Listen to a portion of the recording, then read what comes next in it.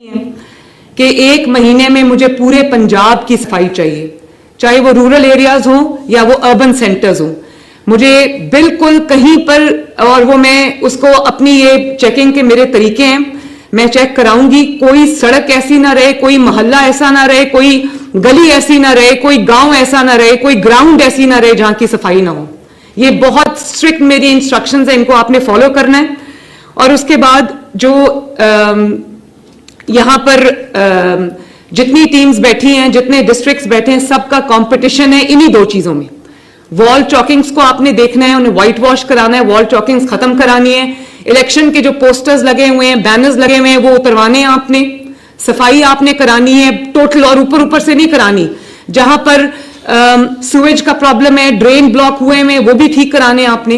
बाकी जो उसकी डिटेल्ड वो है, वो हम लोकल गवर्नमेंट के थ्रू हम अपना प्लान पूरा बना रहे हैं, लेकिन ये आपने करना है। पॉट होल्स को आपने कवर